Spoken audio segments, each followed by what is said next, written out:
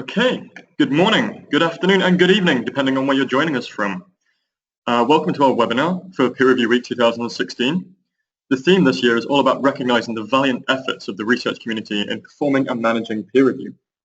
To discuss this, we've assembled a crack panel of speakers to discuss the topic of new and future approaches for acknowledging the peer review process.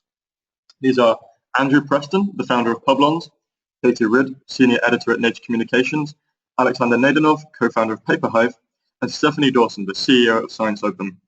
If any of them happen to say anything interesting, please tweet or ask questions using the hashtag PeerReviewWeek16. The webinar will be recorded, and all slides will be made freely available afterwards. If you have any questions, please ask them in the question box in the webinar, and we will address them in the discussion after the 4 talks. So I'm going to pass you over to Andrew Preston to get things rolling, and enjoy.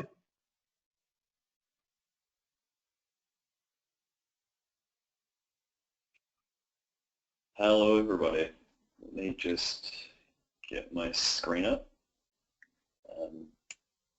I hope you can see my slides now. So I'm Andrew Preston. I am one of the 2 co-founders of Publons. We started Publons about 3 years ago now, really with a mission to speed up science. When we started Publons, really the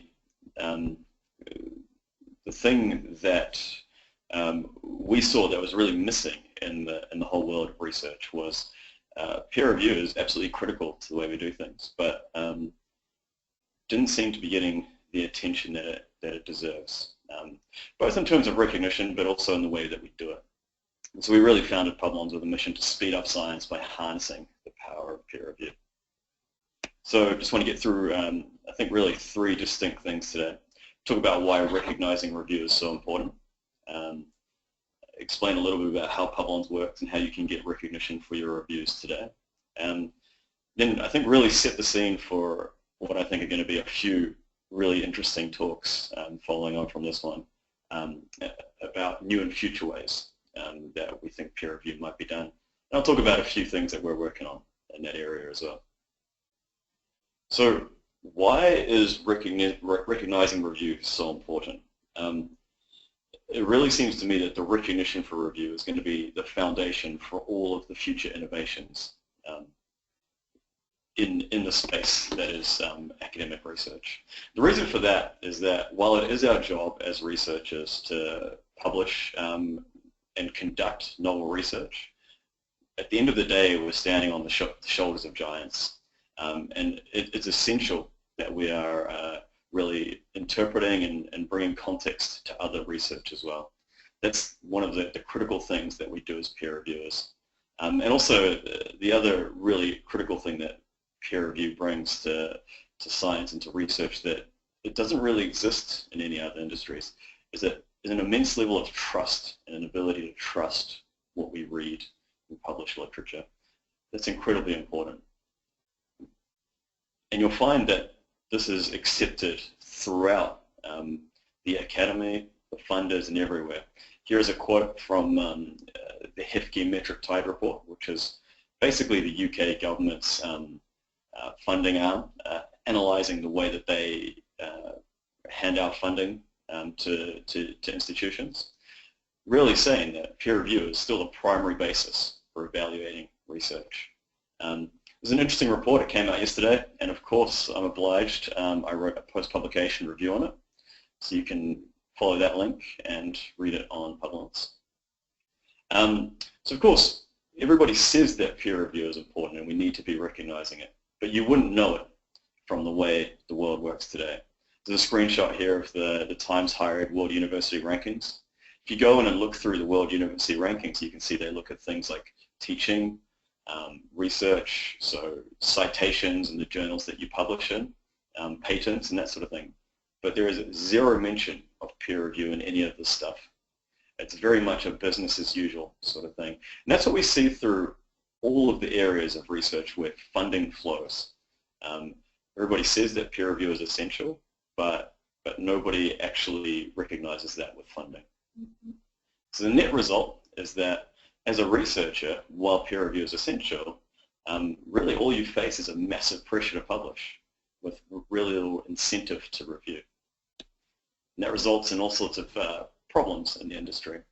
So we're seeing massive increases of submissions, lots more rejections of articles, and because of the pressure to publish, we're actually starting to see more and more instances of reviewer fraud. So while this is a small problem, I think it's a symptom of an underlying issue, which is the pressure to publish. On the flip side, as a reviewer, it actually takes a long time to do a review. The process is quite slow, and you're asked many, many times every year to review, and that can be quite fatiguing. So really, I think one of the goals that we should be working on here as an industry is to bring some balance back to this process, bring the system back to an equilibrium. And it seems to us at Publons really that by recognizing review and turning it into something that's a measurable research output, that's the way to make that happen.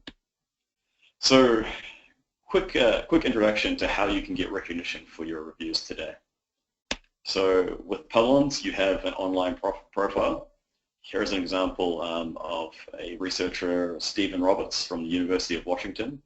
You can see he's connected with his ORCID here, and he's a reviewer for a number of different journals. If you look towards the bottom of his profile, you can see green ticks beside each of the reviews that he's done. So that means that Publons has been able to verify across many different publishers the reviews that he's done. So the nice result of this is that, these are a couple of my favorite tweets. Steve actually tweeted out saying it was actually a lot easier to spend some time on a manuscript knowing that I'm actually getting some credit. And actually just the very fact that we're acknowledging this activity and bringing some awareness to it actually results in more constructive reviews. The other thing I want to highlight about this is on the bottom right there. This is a verbatim quote from a researcher. This year I will be evaluated by my institution. And one of the documents I'm going to use is my Publons profile to show my peer review activity, verified peer review activity. So there's two things you need to know about Publons. First is that there are two really simple ways to add reviews. You can add a review just by emailing it to reviews@publons.com, or you can use one of our many publisher or journal integrations to automatically add reviews. Once you've added your reviews, there's 2 clicks and you'll be able to download a record of your verified contributions. Here's an example of mine. It doesn't look that great in a PowerPoint, but it looks excellent on your CV. I just wanted to highlight a researcher, Matthias Lehm, who actually used this downloadable report as part of his promotion application. And the feedback that he got was that it really helped him to stand out, the fact that he could verify all of the peer review activity he'd been doing. So it's really cool to see this recognition start to flow from the fact that we're able to measure peer review outputs. I mentioned journal integrations. We partner with many of the top publishers in the world, in fact 4 of the top 7. That's Springer Nature, Wiley, Sage, Cambridge University Press, and many others, including the first publisher ever to run a peer review process, the Royal Society. Between all of these partners, more than 1,000 journals will be integrated into Publons during 2016. So really, there's a very good chance that a journal that you are reviewing or publishing for will be using Publons. And so then it will be one click to opt in, and recognition will automatically appear on your profile. Who's using the system? There are about 80,000 different reviewers. We've added nearly 500,000 reviews now across basically every journal in the world, adding thousands of reviews every week. And our headline stat for 2015 for last year is a little bit more than 1% of all the reviews that were performed in 2015 were added to Publons during that year. Of course, this year it will be quite a bit more. So that's how you can get recognition now. That all works and is great, but I think the exciting thing that I want to talk about here in this seminar is about building the future of peer review. I really think that where we've got to with recognition is baby steps, and there are all sorts of exciting things we can start to do in the future to build on this. So what is the future going to look like? I think that the future is going to be much more like what we see on the internet. It's a little known fact, but Publons was originally founded to be peer review for the archive, the preprint server. But we really figured out that recognition has to be at the base of all of these things, and we've been focusing heavily on that. But I think what you'll start to see in the future is that things like preprint servers and other various networks will start to play a more and more important role. We'll see much more open review and much more flexibility around the way review is done. And then really as awareness and recognition grows, I expect we'll start to see people taking a lot of putting a lot of effort into the craftsmanship and the way that they do their reviews, really turning into something that's something that you want to read in its own right. A great review is very useful, a good way to see, to understand and bring context to an article. But the key point I want to make is that none of these things are going to happen unless it's built on a solid foundation of recognition. So I'm really keen to see what in the rest of the seminar all of the other presenters are working on. Just quickly, I'll run through 3 things that we are working with on Publons, looking towards the future you might be interested in. The first one is post-publication review. As I said, we've supported post-publication review from the very first day we wrote code for Publons. Just quickly walk you through how that works. So you can just put a DOI into the Publons search bar and import really any article from around the web. Within seconds, you'll be able to start writing a post-publication review. You can choose whether you want to sign your name to this or you want to do it as a blind review. And of course, in both cases, this is one of the key things about Publons, whether blind or open, you still get recognition on your profile. So as you can see, there's my metric-tied post-publication review. DOI has been minted, and it's available there for the world to read. It's a very easy process. The nice thing then is, although the vast majority of reviews on Publons are pre-publication reviews, there are actually thousands of post-publication reviews you can jump in and read. It's easy to browse and search for them on Publons. The other interesting thing that I want to show there is you can actually check how each of these articles is getting attention around the web with the altmetric badge just embedded there. So that's one thing.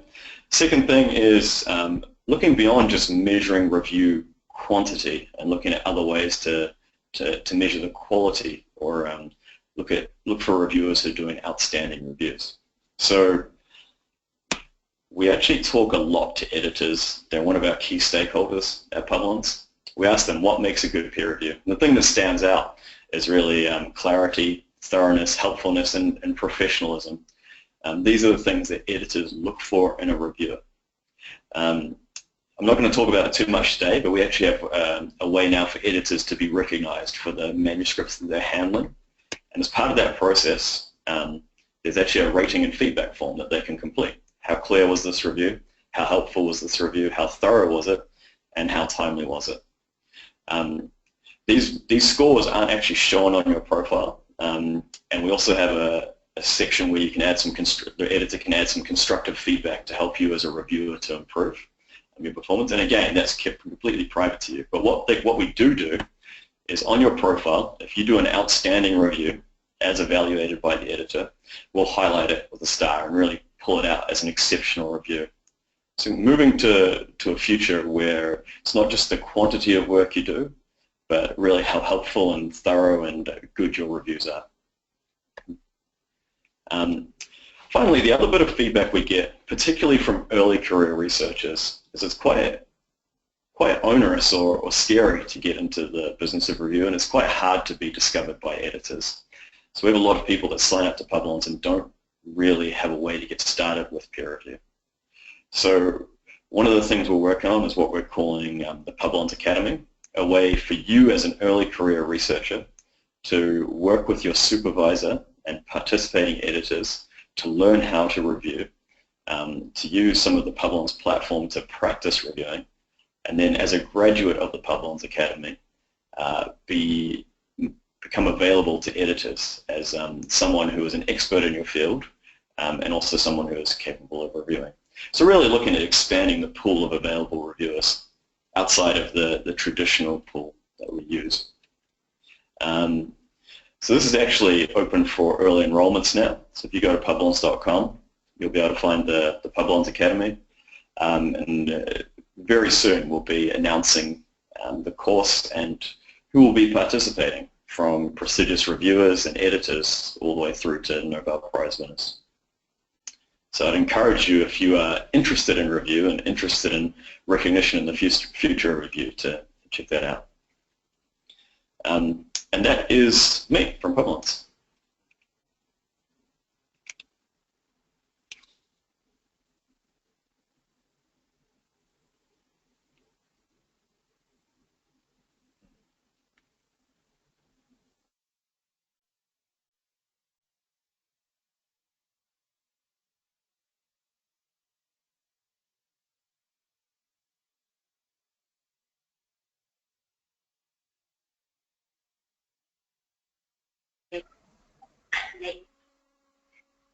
Okay, so I hope that everybody can hear me okay. My name is Katie Ridd. I'm a team manager and senior editor at Nature Communications. You can follow us on Twitter at NatureComms. You can also follow me, but I'm not quite so prolific as Nature Communications. So I wanted to talk a little bit about recognizing peer review and the peer review process from a publisher's point of view. But first, a little about me. So at Nature and the Nature Research Journals, we are full-time editors.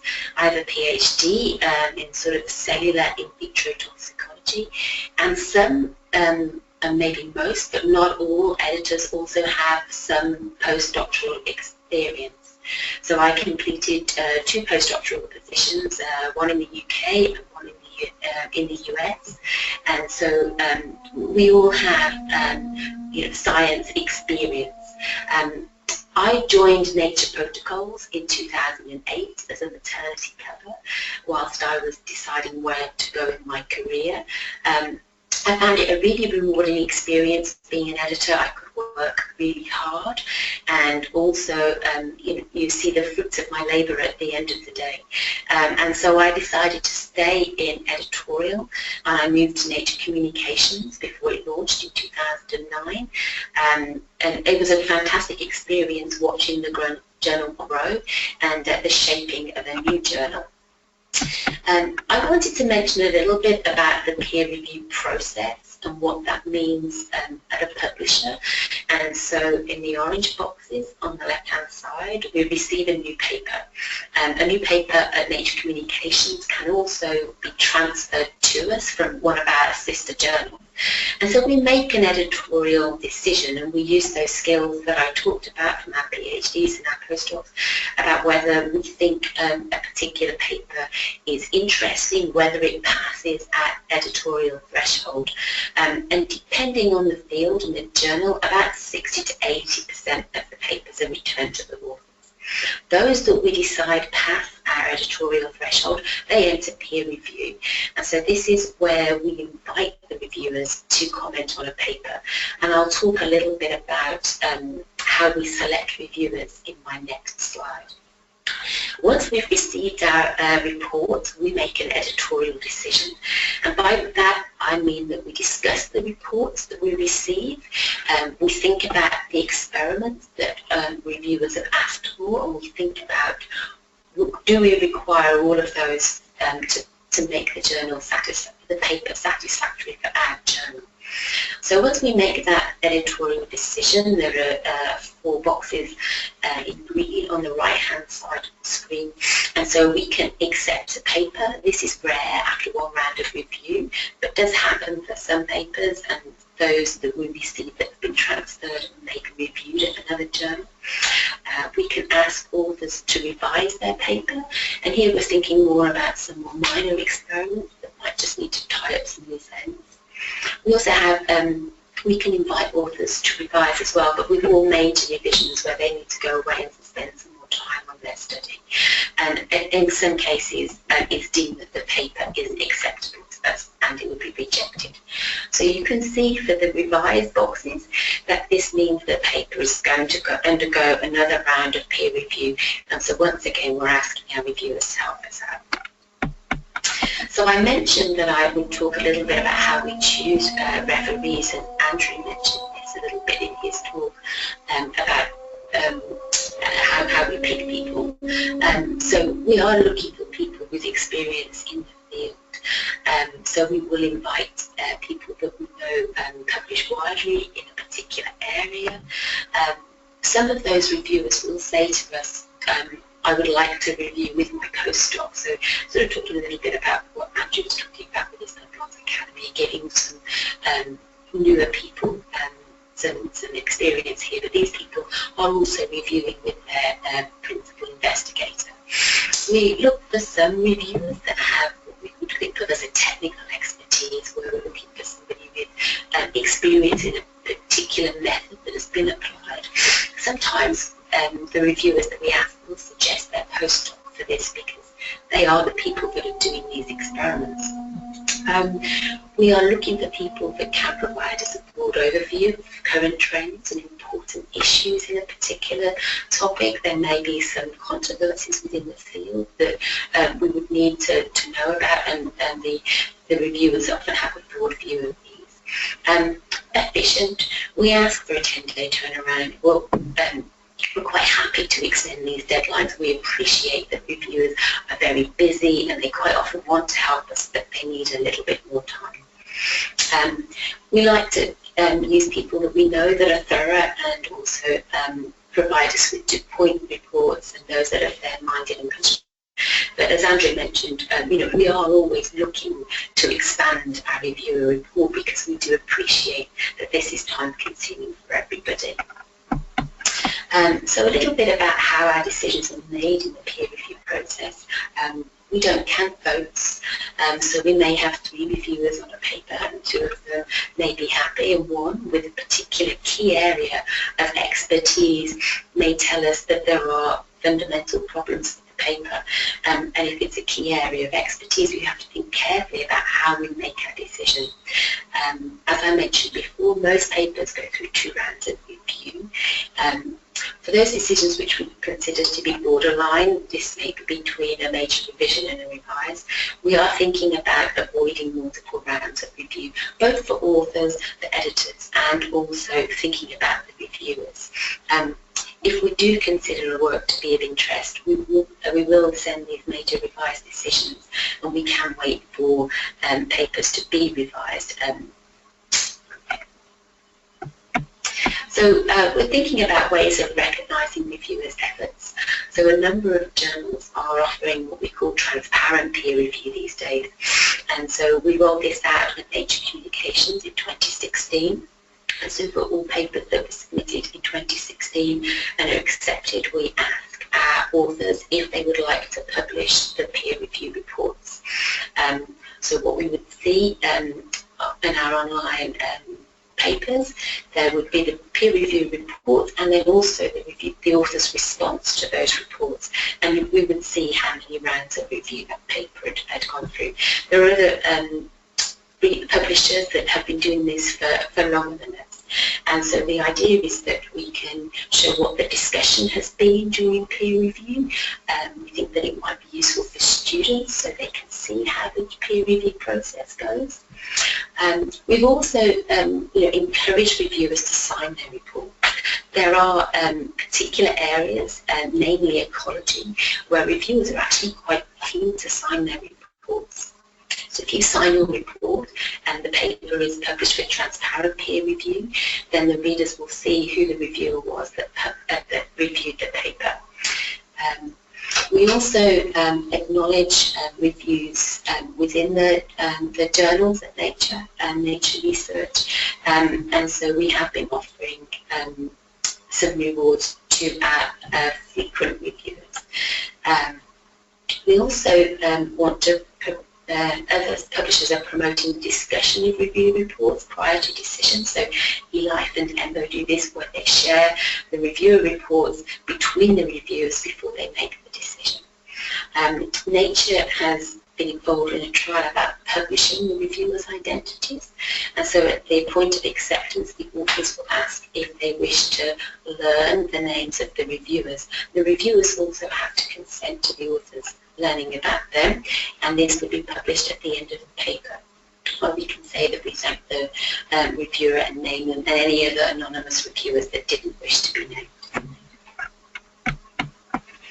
So if we're thinking about continuing discussion after review, and Andrew talked a little bit about this, so we have informal ways of discussing papers after review.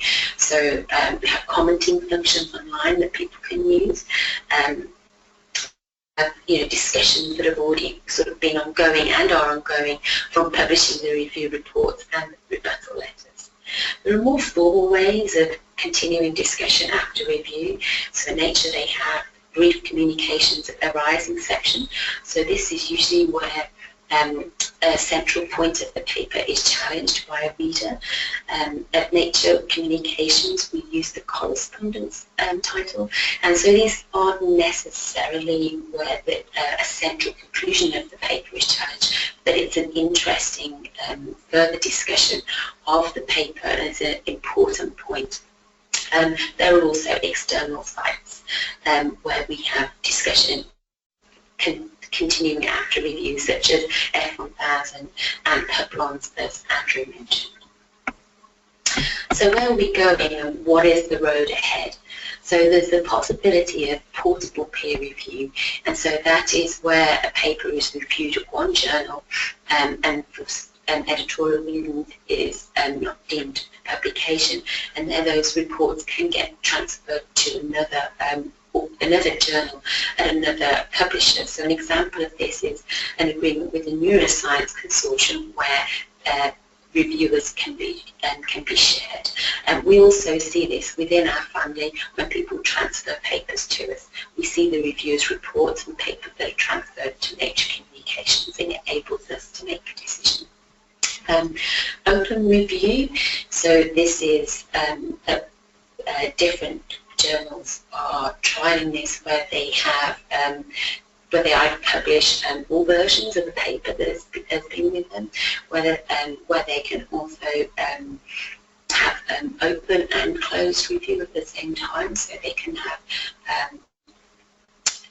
people commenting on a paper whilst it is under closed formal peer review. So Andrew mentioned DOIs for the reports from Publons. This is another important way of recognising reviewers' efforts. And sort of thinking about more open review, Andrew also mentioned the use of preprint servers. And so in the physical sciences world with arXiv, this has been around for a long time, where people will post their papers pre-publication and then the comments from the community. And more recently we have bioRxiv, which I see in the biological sciences gaining more traction, and then there are also numerous other preprint servers that have emerged more recently. And so I think that was all I wanted to say from a publisher's perspective, and I'm happy to take questions at the end.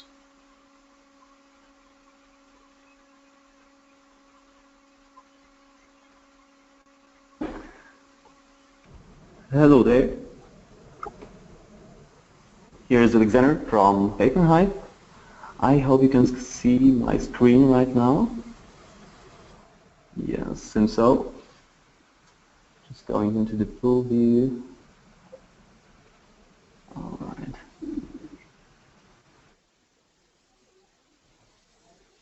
right. Right. So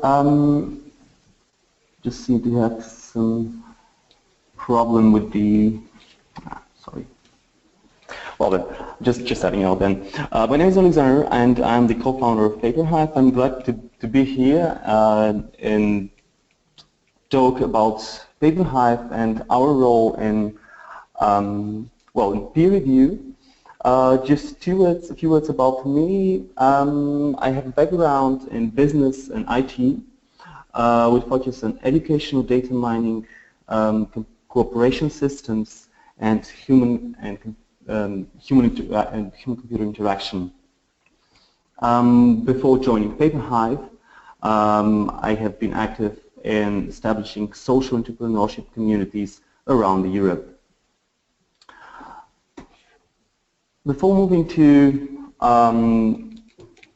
the focus points, the areas where PaperHive is relevant in terms of fostering peer review and recognition for peer review, I'll just introduce with a few sentences our platform.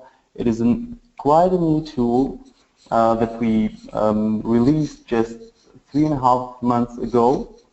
PaperHive is a platform for collaborative reading. This is a new concept that aims at introducing interaction, aims at introducing communication in the process of reading, while researchers are still doing their, still generating their ideas and insights for their own work. PaperHive is a cross-publisher layer of interaction, independent of the publisher or journal where the content comes from. So you're enabling in-document discussions on books and articles, and all the rich media annotations are there to increase the value and impact of documents, to keep them alive. So basically, the researchers using PaperHive create a web of interconnected knowledge. The applications range from interactive lectures and seminars to the work of research groups. So today, the two main points where I would like to put an emphasis on are research and innovation as work in progress, and research and innovation as chain reactions of collaboration. These are two dimensions of peer review, and I'll be glad to hear your opinion about our view of them after the presentation. So, the three main important dimensions of peer review, or if you want to put it, where does peer review really have to take care of, are obviously filtering of research, taking care for its reliability, is it high quality research or not, and the third dimension, also very important, the improvement of research. So basically with peer review, the system, the ecosystem of researchers in different communities try to save researchers time to increase the quality, to improve the quality. Though these goals are prioritized in a different way across disciplines. This is one of the reasons why we do have different approaches in different fields of science. This is why, for example, physicists and mathematicians have archived. This is why, for example, language science research communities are very active in post-publication peer review. So how does PaperHive make a difference? Where do we try to be of help to both researchers and journal editors? First and foremost, it's the improvement part. We believe that continuous improvement and updating of research is a major topic. One of the reasons is that there is a lot of new research.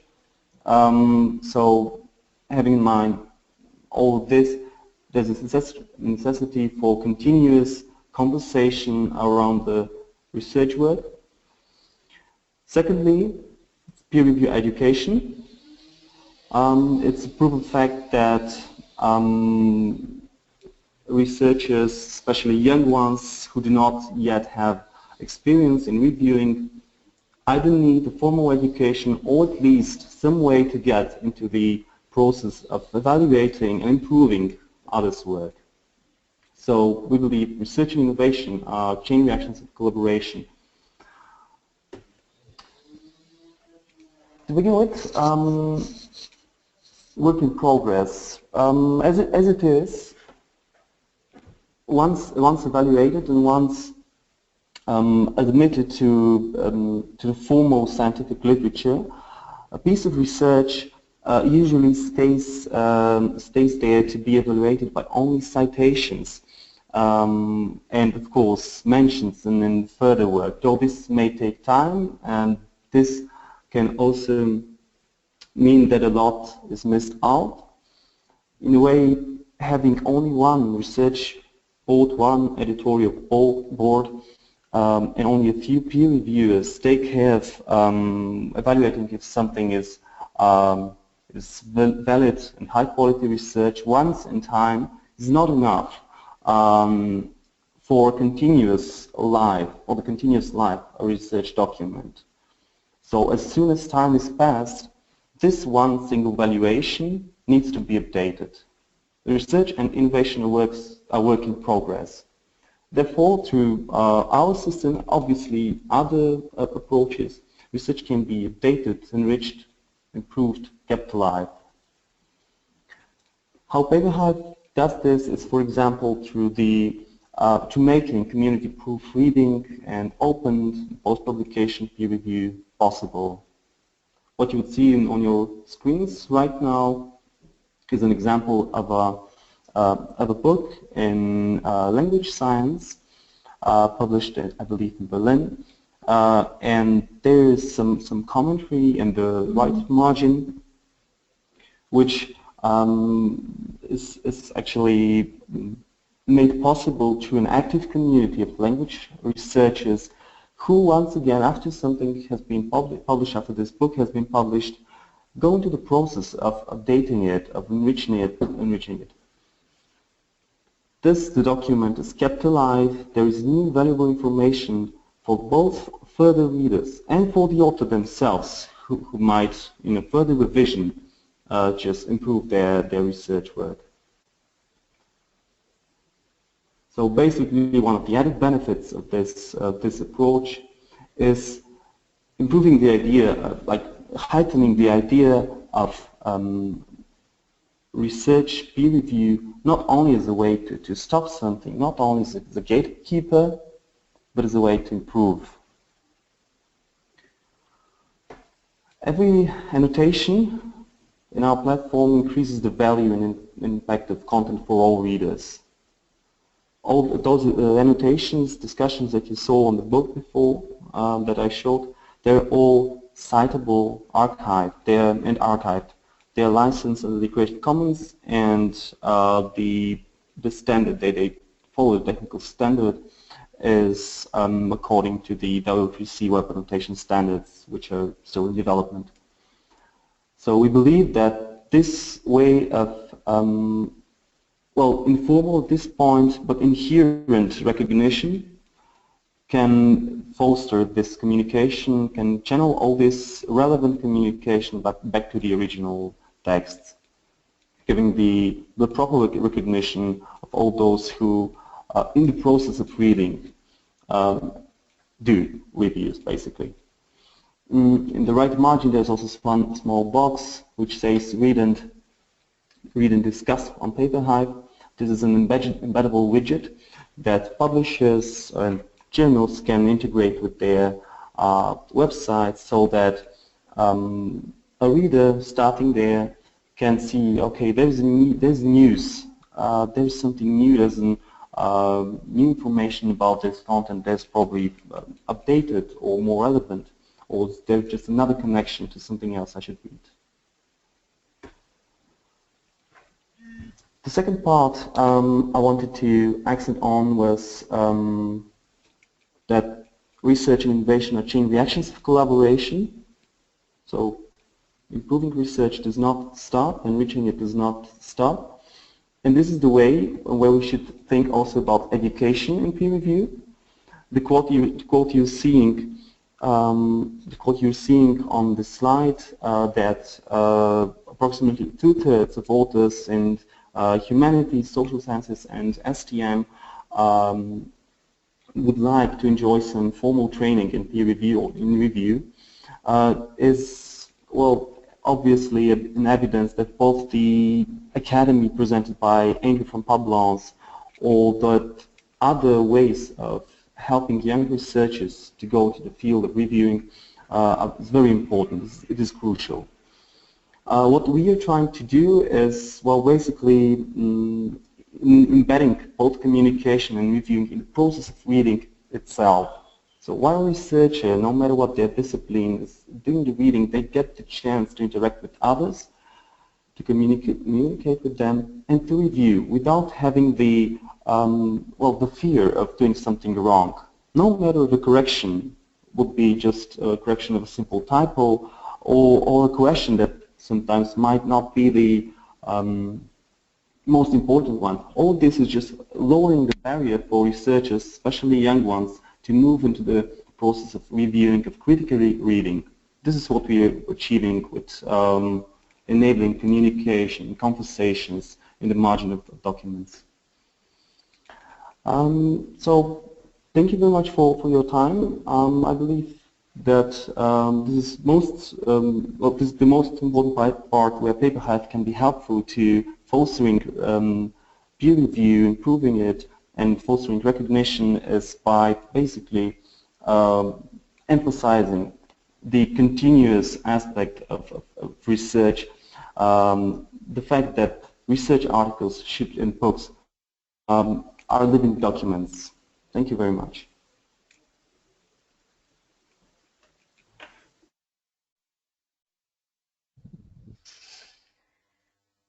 Hi, everybody. This is Stephanie Dawson from Science Open, and I just really want to first take a moment to say thanks so much to Andrew and Katie and Alexander for joining us. Also in this webinar to talk about the future of peer review and recognition for reviewers. So let me get started. I wanted to talk about peer review in context. So I think Peer Review Week, which I really like and was deeply involved in last year and this year, provides us really with the opportunity to take a step back and ask, what should peer review accomplish? And I think this question is being asked a lot these days. When I started out in this business, I'm not going to say how many years ago, but we were putting manuscripts into envelopes and mailing them to Japan and Brazil. We weren't really asking, what are we trying to accomplish with the peer review that we're doing? But the next generation digital technology is forcing us to really think about what are the essential features of peer review and which of those do we need really to move forward. So I think for me, and this is what I'm also heard from the talks today, is that one of the really most important points of peer review is really validation of results and endorsement for the research community. And as Alexander just said from PaperHive, it's really important for filtering to save time and for reliability for quality. So we are using peer review a lot as a shortcut for search and discovery. It saves us time and resources. We know this has been vetted, this research, and we can go ahead and use it. And that is being currently, for the most part, managed by journal brands. And those journal brands also give us a kind of a gut feeling, okay, I know this journal I can really trust. Oh, I have published there before. We should always also keep in mind that the journals have, are mostly for-profit entities. They need to support all of their activities, and that different models have different economic implications. So there's really certain economics of selectivity that subscription journals use that are very different from the economics of open access.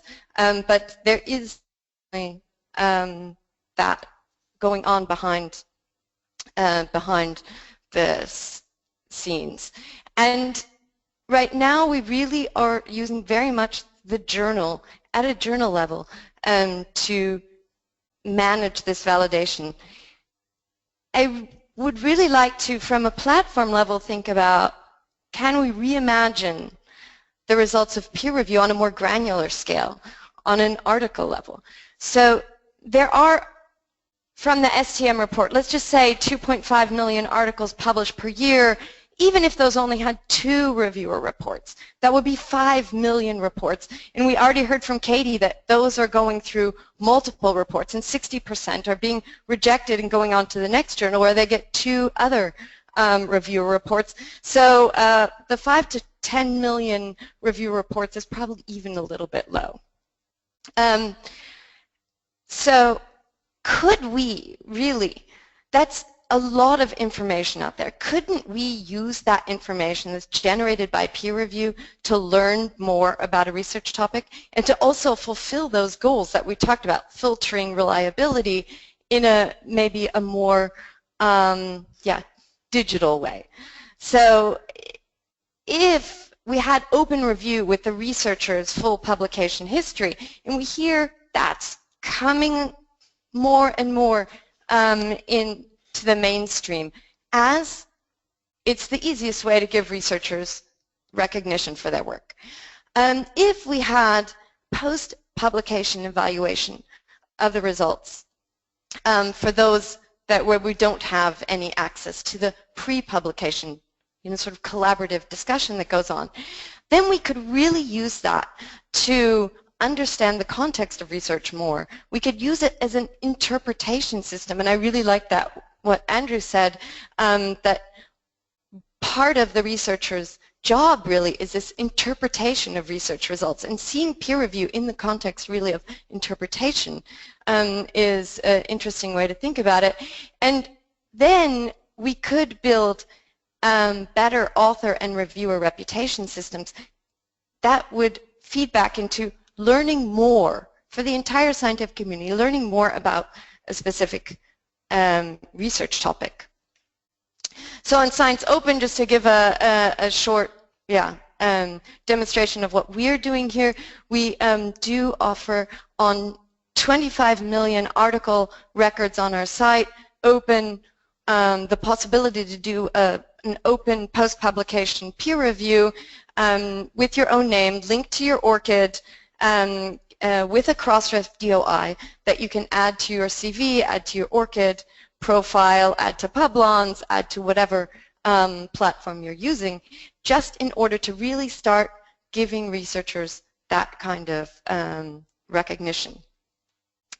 But I would like to take just a moment, since we're since I'm the last one at the at the end of this webinar, and think a little bit also farther down the road. So what is really the future of peer review?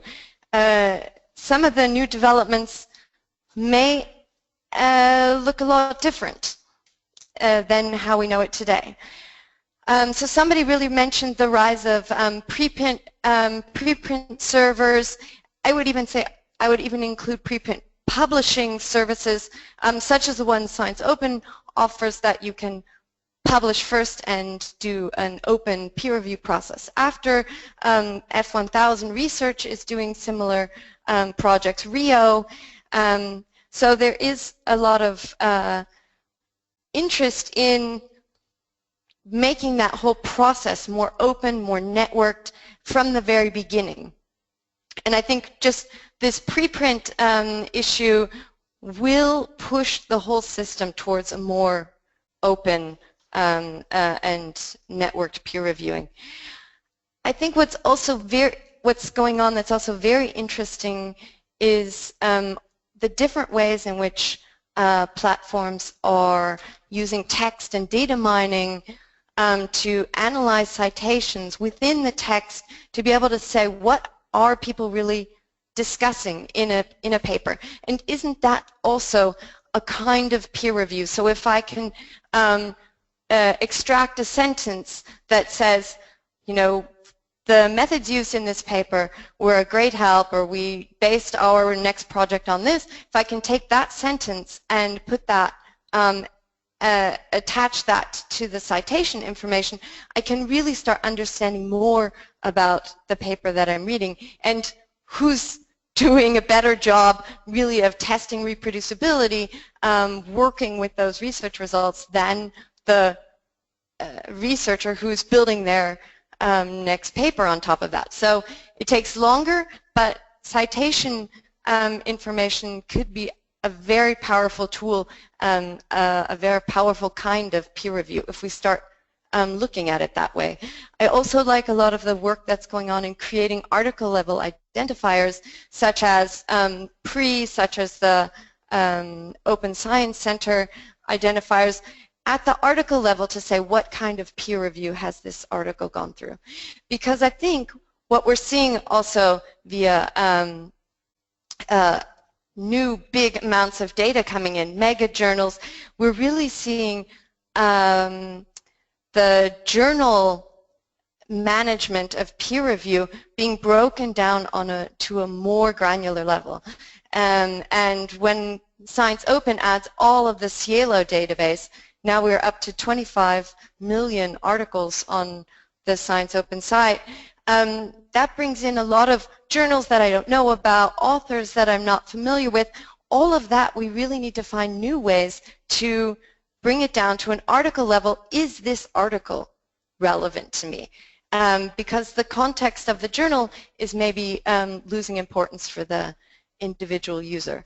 Also thinking about really publishing data with every paper, publishing codes so that people can test the reproducibility right at that very moment of reading is another thing where I think we're going to also start seeing more of the kind of collaborative commenting, annotation that PaperHive is making possible on their site.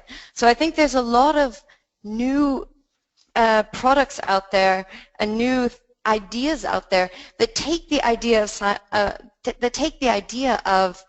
of peer review sort of to the next, always with the idea of keeping in mind what do we want from peer review. So we really want to understand in an individual article, what's the context of that?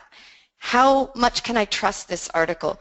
And we're going to want to be able to sort and find and filter in a fast way that kind of trustable information. So this is what we are trying to do on Science Open.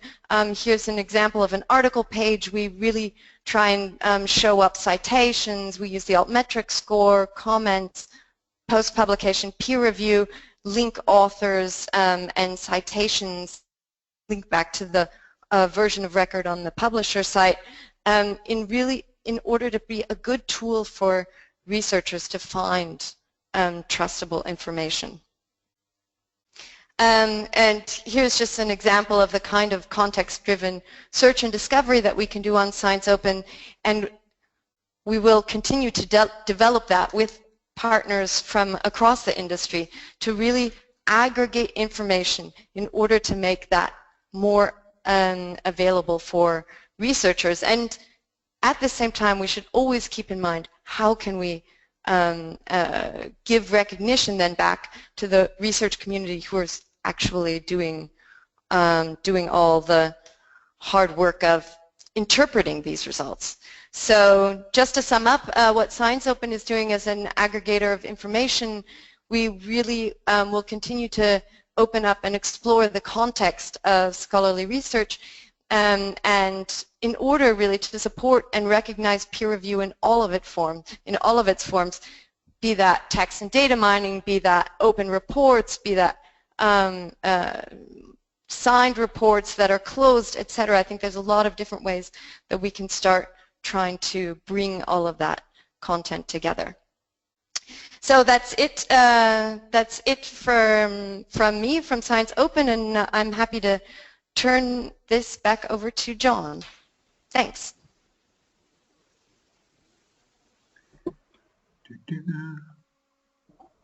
All right. Well, thank you, everyone. I'm going to ask all of the panelists to share their webcams now, and we're going to open it up for some discussion. I had quite a lot of questions asked on the questions tab, shockingly, and yeah, it'd be great to hear some of them from people. I'll ask them. I guess. Where is everyone? Okay, well, the webcams don't seem to be working right now, or at least I can't see them anyway. Just turn that off. So I guess one of the first questions which we had asked was, how can we reward for quality instead of quantity? I wonder if, Andrew, you could start with that one, maybe. Yeah, it's a really good question. Sorry, getting a little bit of feedback here. I'm just going to put on some headphones.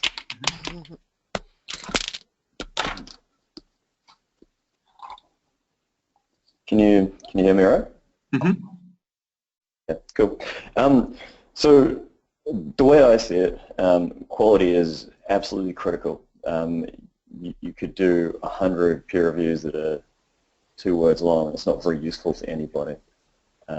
So just measuring quantity is, of course, not ideal. The challenge is that I think that being able to measure peer review in any form at all really has to be the first step. It's only once you can measure it that you can do something useful with it. So I think really that's probably still today really where the focus has to be, working on the infrastructure to get peer review into a form that we can start to think about measuring forms of quality. The question then is, what sort of quality do you look at? So an obvious one would be the length of the review, how long it took to do the review, kind of the sorts of metrics that are easy to measure.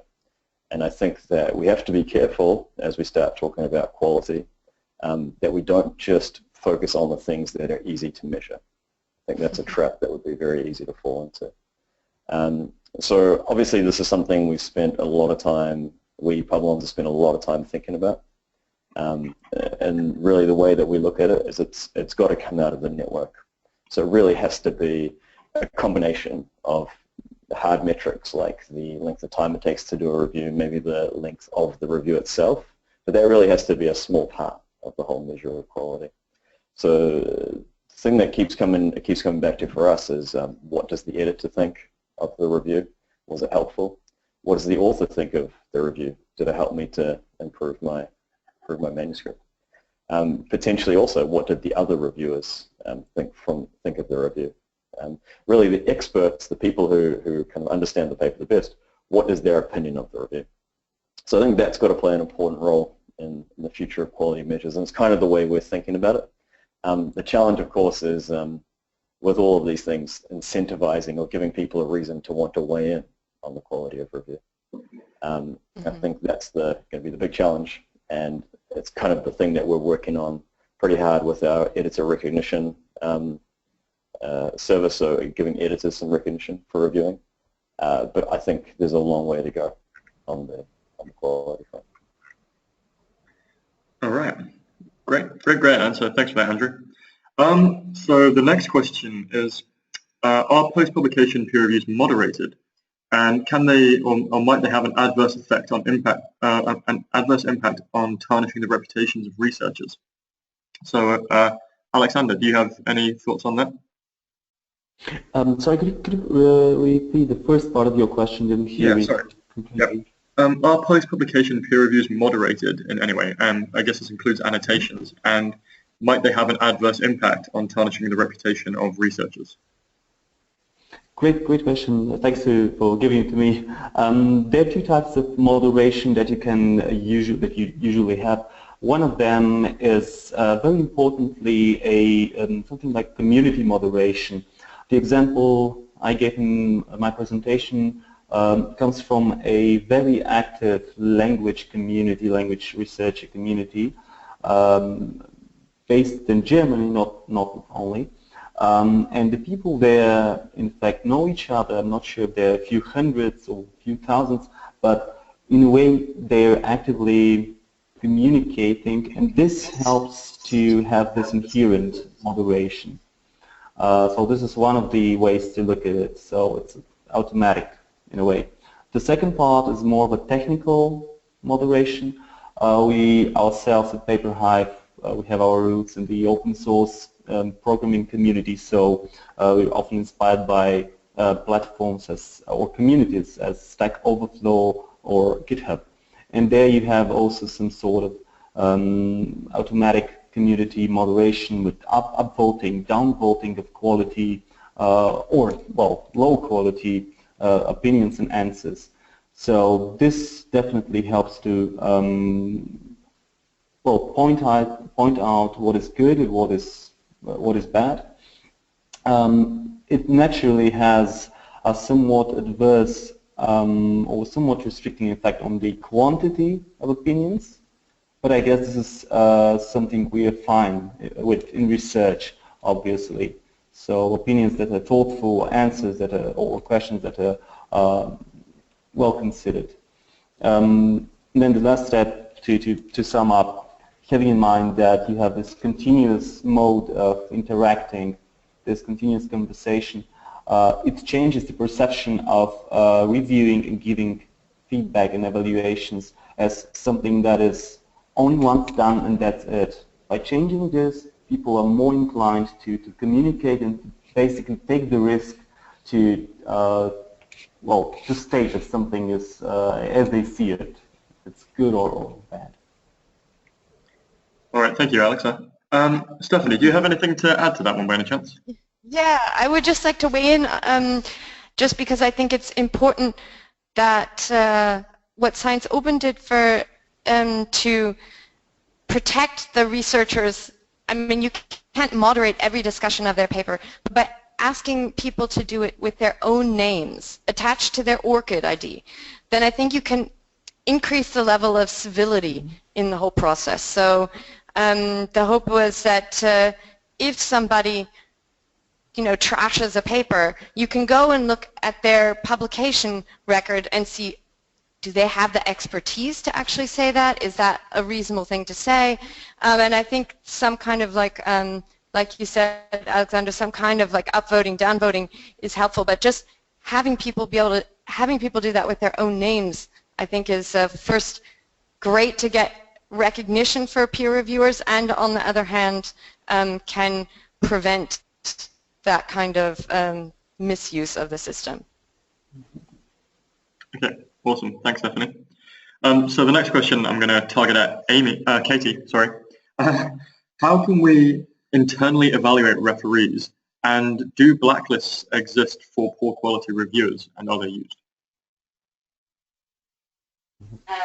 So we don't have a blacklist for poor quality. It was interesting what Andrew talked about in terms of looking at sort of length of review reports. I'm not sure we can always think about how long a report is, about whether it's good quality or not. Papers get submitted to us that have clearly been reviewed somewhere else because they come to us in pretty good shape. And so some of our reviewers might not write very long reports on those types of papers, but that's because the paper in general is pretty good. So internally, it's really difficult. And so, reviewers write different things on different papers. We have reviewers that we can use multiple times, and they don't write such long reports on one paper as they do on another, again, because I'm saying, these papers are differing in qualities, or they have different problems. But I think it's really difficult, because I think sometimes it can be a little bit subjective about how good a report is or not. So the idea about the transparent peer reviewing is the hope that if we are going to publish these reports, then reviewers will, maybe spend more time, or the idea goes about being more fair, or maybe more constructive is the better word. That's kind of what we're hoping for the transparent peer reviewing. I hope that answers your question. Yeah, that's really useful. Thanks, Katie. Okay, so the next question I'm going to leave open to anyone. Should peer review be either financially rewarded or incentivized? Does anyone want to weigh in on that one?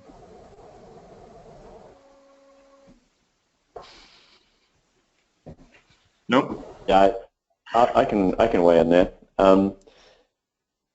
We think about this a lot. I think absolutely peer review should be incentivized. There's no doubt about that. That's kind of, I think, what we're talking about when we talk about recognizing review. It's really about giving you an incentive to want to do more review. I think they're kind of almost synonyms. The question of whether peer review should be paid is a little bit trickier. I think one of the issues is that probably most researchers are already paid to do peer review and to publish articles and that sort of thing. That's kind of what you do as part of your job at a research institution, right? You're kind of paid to provide these services to the community and these sorts of things. The challenge historically has been tying what you do as an editor, as a reviewer, and as an author back to your performance within your institution. So I think that on the one hand, these things kind of are paid a little bit, but on the other hand, certainly providing additional incentives could be beneficial. The flip side is that they do distort the way people behave. Monetary payments can tend to distort the way people behave. I think to really see a big impact on the speed of review or the quality of review, you'd be looking at paying quite a bit of money, probably more than and it would be sustainable for the whole process. So that's kind of my thoughts. Yeah, I think you're absolutely right. Right now, nobody gets paid for the articles that they publish, right? They basically ask, and what they get in return is reputation. And to be able to translate that system into the peer review process, say, nobody's getting, people aren't getting money for that, but to actually get some kind of reputation back, I think is absolutely essential as probably the best incentive you could offer to peer reviewers. I would completely agree that incentivizing by rewarding somebody with money would be, first of all, detrimental to the ecosystem if we try to establish it entirely. Secondly, it would definitely not work for all communities or all research fields. There might be some, don't know which one, but they're very different themselves. Say in this community I mentioned, it's a relatively small one, so how would you do that? It will just create some interesting disbalance among the people that in a way know themselves, know each other. And just the main motivation, this is from the same report I quoted, this is a report by Taylor and Francis from last year about peer review. The main motivation for researchers to review are around the fact to give something back to the community and to be part of the community, to reciprocate what's already been done to you in a good way. So if you put money inside in the game, this will distort quite a few incentives. And how would you measure if a review in mathematics is as worthy as, say, a review in, I don't know, medicine? All right, thanks everyone. It's really, really interesting stuff.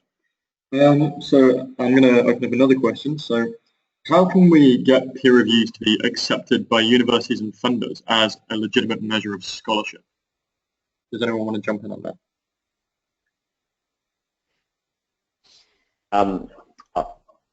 I'll say one thing. It's got to be measurable, right? Mm-hmm. And once it's measurable, we can start to do all sorts of interesting things. So how do you measure peer review? I think, to me it's kind of obvious. You have to have some way of registering the record and verifying that you did a review, whether it's a blind review or an open review. And at that point I'm basically just pitching Publons, so I'll leave it at that.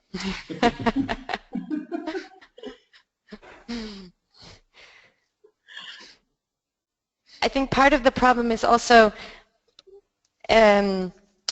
the fact that so much peer review is done anonymously behind closed doors. I mean, Publons has started trying to, with this verified review, to open that up, but I think until now, until we start really moving into a transparent peer review space, will funders, universities even be able to see what that means, what people are really doing in that amount of time. So I think, to sort of to make that value transparent, we have to make the object transparent. And if you just say, yes, yes, I peer reviewed, this is, I think, not enough to really convince a university that this is something that takes a lot of time and is valuable to the entire community, if you're not even sharing it with the entire community, right?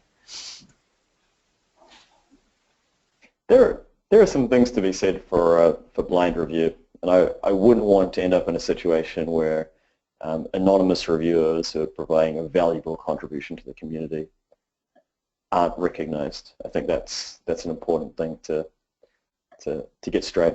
And just to give a stat, a little bit over 90% of all the reviews on Publons are blind reviews. So I think it seems to be what the community wants as well.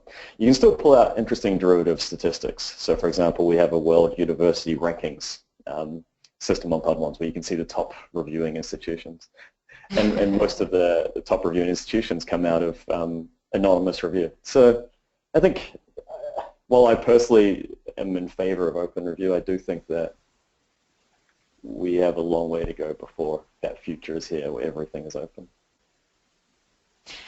I think you're right, but I think just the first steps have already been made. I mean, it's been the past 3 years have seen huge move towards more transparency and peer review, and I think in part is really if you can somebody told me that they did a review of a book project, but it was 40 pages long, his review.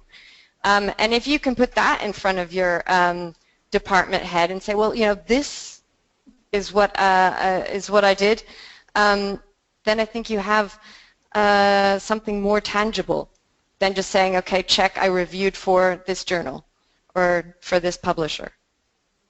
So I think I don't see anonymous peer review going away. I don't see that it's not valuable, and 90% is quite a lot. But I still think that the researchers who have gone out on a limb and made their peer review really open and transparent are the ones who are making it clear to everybody how much work goes into that, and the ones to really start making that, you know, sort of tangible for everybody.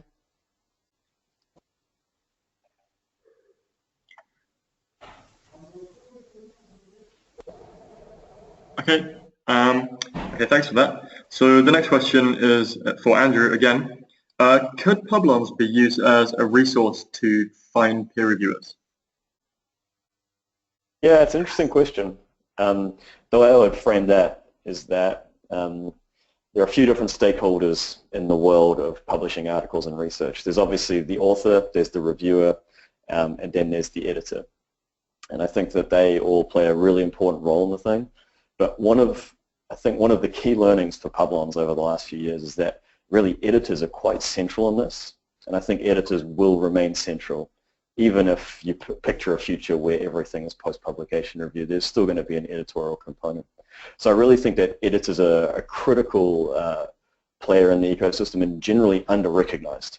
So then when we start to think about editors, there's obviously the need for, I think, more recognition for editors. But then we also look at tools to help editors to more efficiently manage and push the peer review process forward. And so within that context, I think finding reviewers is something that could be looked at. But I actually think it goes beyond that, is finding reviewers, is making sure that this reviewer is the right expert for what you're trying to do. And then there's finding a way to actually contact the reviewer and then incentivize them or get them to want to do a review. So I think there's a whole stack of problems there that we're really interested in looking at. But obviously you want to do it in a way that's good for the ecosystem as a whole. Mm-hmm. If I might add, so I talked a little bit about how the types of people we choose to be reviewers, that it's actually very time consuming as well per paper. One of the things that we spend a lot of time on, you know, selecting that right person, finding them, inviting them, getting them to agree to review and securing them. But finding that perfect person is sometimes. I think Science Open is also, I mean, as a search and discovery platform and really trying to open up the context around an article, we really also are trying to give editors, publishers, researchers tools to find who's most related to this article, who's citing this article, who's cited by this article, who's using this article, and to really sort of also provide that tools out there for finding reviewers. And we're not as deeply linked in, like we're not going to provide you with an email address and hook you up directly with the reviewer, but as a search platform, I think there's a lot of tools on Science Open that can be really also used for that purpose.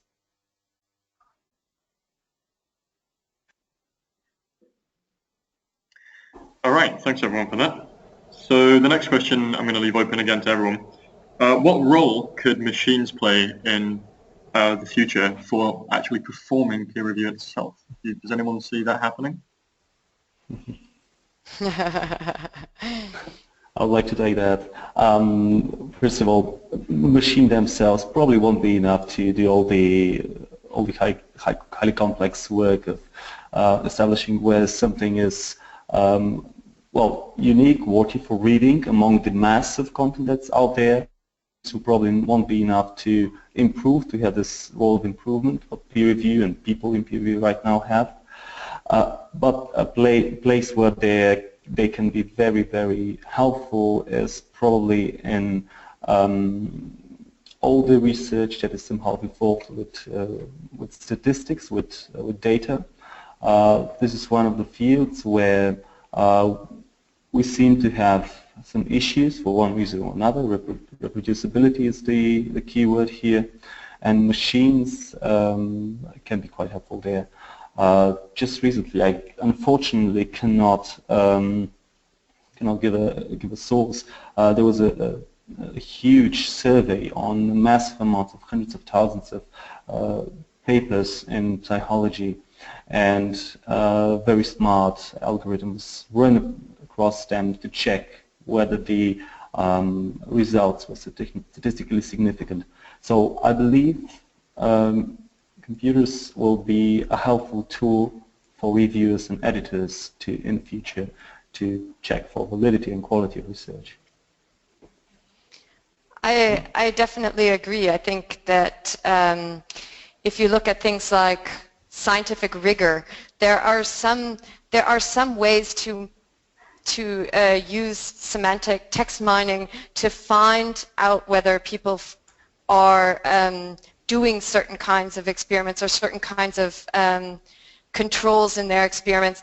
And a peer reviewer who has a checklist of, 50 items that they're supposed to check, there have been experiments that have shown that peer reviewers are not very good at actually, finding all of the mistakes in a paper.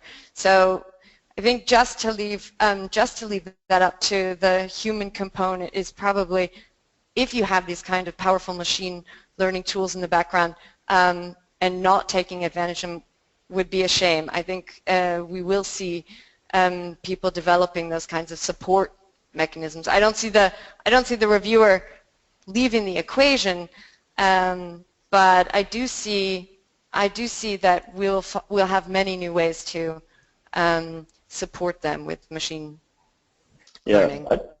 I'd be really interested in Katie's take on this actually, but just to quickly say, when I think about improving peer review, it's about building better tools. Some of those tools can be computer aided, obviously, but I do think there will always be a human component to stuff, although who knows where it's going to go.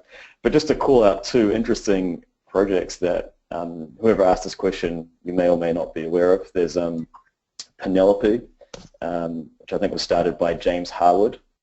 It's a kind of an interesting, I think, pre-submission or on-submission manuscript analysis tool.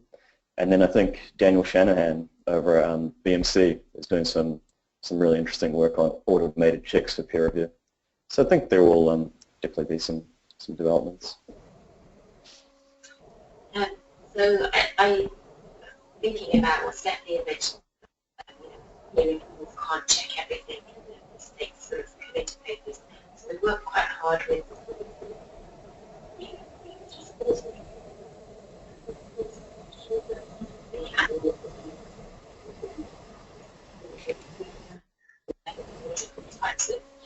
of information that I think we have to get all this very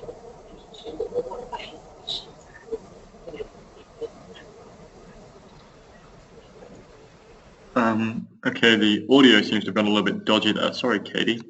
I'm just going to move on to the next question then. We've got about 5 minutes left, guys, so if you want to ask a question, do try and get it in now, and we'll try and get it done.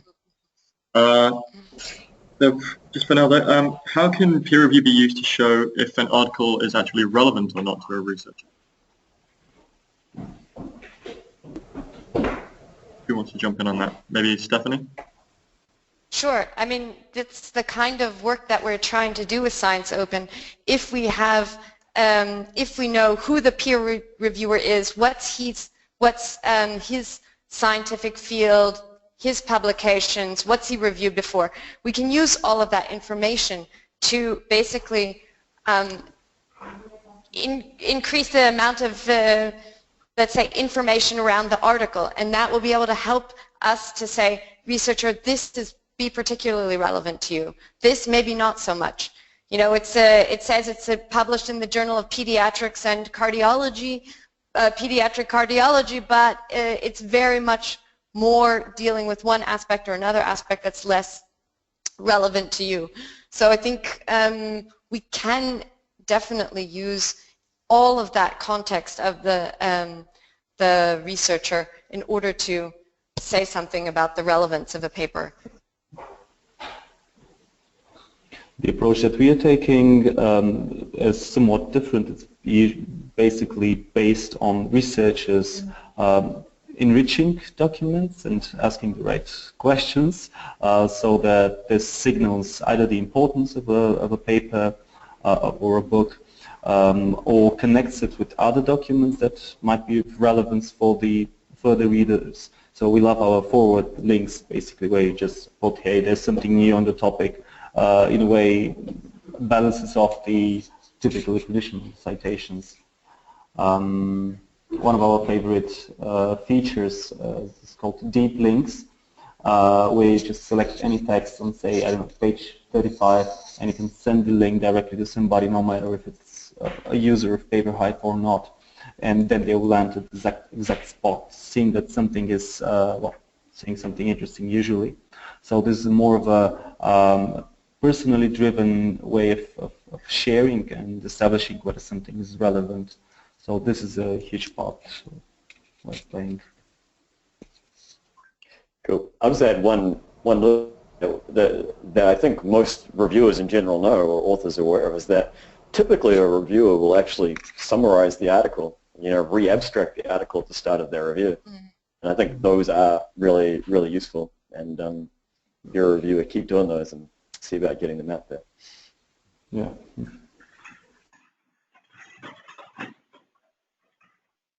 Okay, thanks everyone. Let's have one final question then, and then we'll close it down. So with all of these different post-publication peer review platforms, how can we actually exchange information across them instead of creating isolated silos of different bits of information? That's open to anyone. I'm a firm supporter, as my entire team, for any type of open standards and open APIs that will just allow for the exchange of information created in the different. This is true for the discussions made on PaperHive, just following W3C standards or co-developing them, and making everything citable and making it archived. This is crucial. Everything else is, yeah, well, silification in a way. As an aggregation platform, I mean, Science Open is certainly interested in collecting information from wherever we can get it, and there are also other platforms out there, and I think we all have to work for good interoperability because, you know, I also don't see that there will be just simply one solution and that's it. I think there's definitely a lot of space for experimentation, but we should make sure by being collaborative